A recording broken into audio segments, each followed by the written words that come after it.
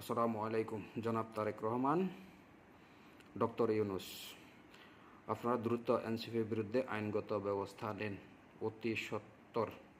নাসিরউদ্দিন পাটোয়ারি, আসিফ মাহমুদ এরা দুইজনে মিথ্যেবাদী। নোয়াখালীতে কোনো নারী দর্শন হয়নি। এরা বিএনপির বদনাম ছড়াইতেছে। এদেরকে অতি সত্বর আইনের আওতায় আনা হোক। প্রিয় দেশবাসী, আপনারা সবাই দেখেন, নাসিরউদ্দিন পাটোয়ারি, আসিফ মাহমুদ দুইজনে মিথ্যেবাদী ভিডিওতে দেখেন আপনারা সবাই। ওকে, ধন্যবাদ। নোয়াখালীর হাতিয়ায় নির্বাচন পরবর্তী সহিংসতার মধ্যে উঠেছে এক নারীকে ধর্ষণের অভিযোগ। এই ঘটনা সর্বশেষ খবর জানবো সহকর্মী গোলাম কিবরিয়া রাহাতের কাছ থেকে। রাহাতে, এই যে অভিযোগটি উঠেছে, এই ঘটনার ব্যাপারে আসলে সর্বশেষ কি তথ্য জানা গেছে? এর সত্যতা কি আরো প্রমাণিত হয়েছে কিনা? আর যদি প্রমাণিত হয়ে থাকে, আইন শৃঙ্খলা বাহিনী আসলে কি পদক্ষেপ নিচ্ছে এই ব্যাপারে? যে সাফায়েত, আমি আপনাকে জানিয়ে রাখি যে গতকাল ভুক্তভোগী মহিলা, নির্যাতিত মহিলা হসপিটালে ভর্তি হয়েছে। ভর্তি হওয়ার পর তিনি অভিযোগ করছে তাকে ধর্ষণ করা হয়েছে। অভিযোগের পর এখনো পর্যন্ত ভুক্তভোগী মহিলা হসপিটালে অবস্থান করছে এবং এদিকে এই ঘটনা নিয়ে একটি ধুন্ধজাল তৈরি হয়েছে দুই পক্ষের মাঝে। যে দর্শনকারী বা অভিযুক্ত যার নামে সেই রহমান ইতিমধ্যে ফেসবুকে এসেছে বলছে সেই দর্শনকারীর সাথে যুক্ত নয়।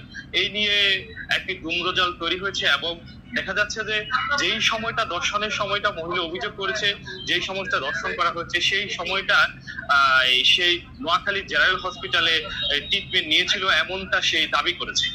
এই অবস্থার মাঝে দেখা যাচ্ছে যে বিষয়টা নিয়েও একটি ধূম্রজাল তৈরি হচ্ছে। এখন এখানে যে বিষয়টা কর্তব্যরত ডাক্তার আমাদেরকে বলেছেন, এখনো পর্যন্ত কোনো স্যাম্পল কালেকশন করা হয়নি। এই স্যাম্পল কালেকশন করার পরে আসলে সঠিক তথ্য এখানে জানা যাবে।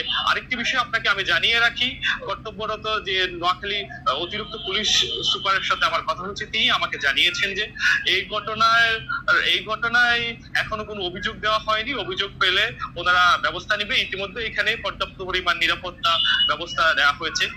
এদিকে নোয়াখালী 6 আসনের সংসদ সদস্য নবনির্বাচিত এমপি হান্নান মাসুদ, তিনি এসে নির্যাতিত মহিলার সাথে কথা বলেছেন এবং গণমাধ্যম কর্মীর সাথে কথা বলেছেন। তিনি বলেছেন নির্যাতিত মহিলার এই যে স্যাম্পল গুলো এখনো পর্যন্ত কালেকশন করা হচ্ছে না, এতে তার আলামত নষ্ট হওয়ার একটা আশঙ্কা করছেন। তিনি এই প্রশাসনের সর্বাত্মক সহযোগিতা চেয়েছেন। এদিকে বিএনপির পক্ষ থেকে অভিযোগটি নাকচ করে দেওয়া হয়েছে। তারা এর অভিযোগের বিষয়ে অনেকগুলো যুক্তি উপস্থাপন করেছেন এবং তারা বলেছেন দর্শনের যে সময়টা এখানে দেওয়া হয়েছে, সেই সময়টা যার বিরুদ্ধে রহমান, সেই রহমান নোয়াখালী 250 জেনারেল হসপিটালে অবস্থান করছে। টোটাল বিষয়টা নিয়ে এই মুহূর্তে আমরা আসলে গণমাধ্যম কর্মী আমরা যারা রয়েছি, আমরা একটা ধুন্ধজালের মধ্যে রয়েছি। পরবর্তীতে আমরা কর্তব্যরত চিকিৎসক এবং পুলিশের যে বক্তব্য পেলে আমরা আপনাকে পরবর্তীতে আপডেটটা জানিয়ে দিতে পারবো। রাত ছোট্ট করে একটুখানি জানতে চাই যে হাতিয়ায় আসলে যে জায়গাটিতে এই ঘটনাটি ঘটেছে, ভুক্তভোগী মহিলা যেখানে থাকতেন, আশেপাশে কোনো প্রত্যক্ষদর্শী কি এই ঘটনার কোনো বিবৃতি দিয়েছে? এখানে আমরা কয়েকজন প্রত্যক্ষদর্শীর সাথে কথা বলেছি।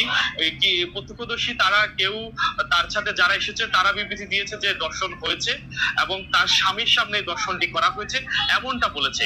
আবার সেইখানে যে চৌকিদার আছে সে বলছে না, এই ধরনের কোনো ঘটনা এখানে ঘটে নাই, তবে ভুক্তভোগী মহিলাকে মারধর করেছে তাদের পাশের প্রতিবেশী এমনটা বলেছে।